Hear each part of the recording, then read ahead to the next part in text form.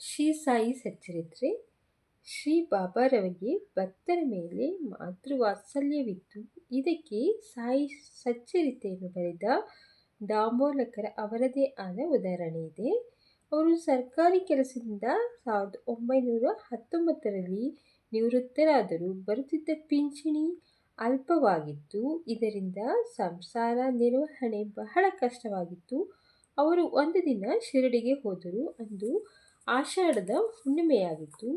ದಾಂಬೋಲಕರು ಅಣ್ಣಾ ಸಾಹೇಬರಲ್ಲಿ ತಮ್ಮ ತೊಂದರೆಗಳನ್ನು ಹೇಳಿಕೊಂಡರು. ಅವರು ಶ್ರೀ ಸಾಯಿ ಅವರಲ್ಲಿ ಇವರ ಮೇಲೆ ಕೃಪೆ ತೋರುವಂತೆ ಪ್ರಾರ್ಥಿಸಿದರು. ಆಗ ಬಾಬಾರವರು ಅವನಿಗೆ ಬೇರೆ ಕೆಲಸ ಸಿಗುತ್ತದೆ, ಇನ್ನು ಮುಂದೆ ಊಟ ಬಟ್ಟೆಗಳಿಗೆ ತೊಂದರೆ ಇರುವುದಿಲ್ಲ, ನಾಸ್ತಿಕರು ಮತ್ತು ಕೆಟ್ಟ ಜನರಿಂದ ದೂರವಿರಲಿ, ಇದರಿಂದ ನೆಮ್ಮದಿ ಸಾಧ್ಯ ಎಂದು ಭರವಸೆ ನೀಡಿದರು. ಶಿರಡಿಯಲ್ಲಿ ಇನ್ನೊಂದು ಘಟನೆ ನಡೆಯಿತು. ಬಾಬಾರವರಿಗೆ ರೋಹಿಲಾನೆಂಬ ಮುಸ್ಲಿಂ ಭಕ್ತನಿದ್ದ.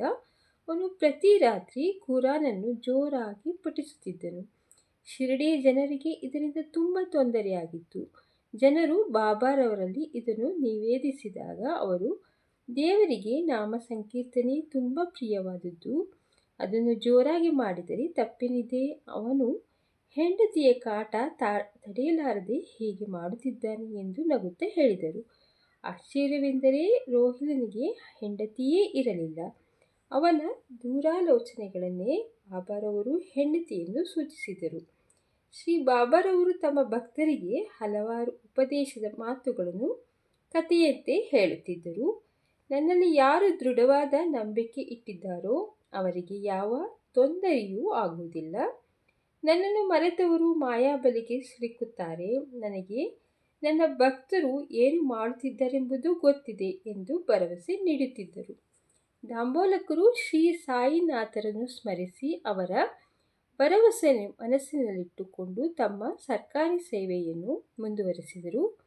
ಗುರುಗಳ ಆಶ್ವಾಸನೆಯಂತೆ ಅವರ ಆದಾಯ ಹೆಚ್ಚಿ ಕಷ್ಟಗಳು ನಿವಾರಣೆಯಾಯಿತು. ನಿಶ್ಚಲ ಮನಸ್ಸಿನಿಂದ ಬಾಬಾರವರನ್ನು ಸ್ಮರಿಸಿದರೆ ಪಾಪಗಳು ನಶಿಸುತ್ತವೆ, ಕಷ್ಟಗಳು ಪರಿಹಾರವಾಗುತ್ತದೆ ಎಂಬಲ್ಲಿಗೆ ಶ್ರೀ ಸಾಯಿ ಸಚ್ಚರಿತ್ರೆಯ 3ನೇ ಅಧ್ಯಾಯವು ಮುಗಿಯಿತು. ಶ್ರೀ ಸಾಯಿನಾಥಾಯ ನಮಃ.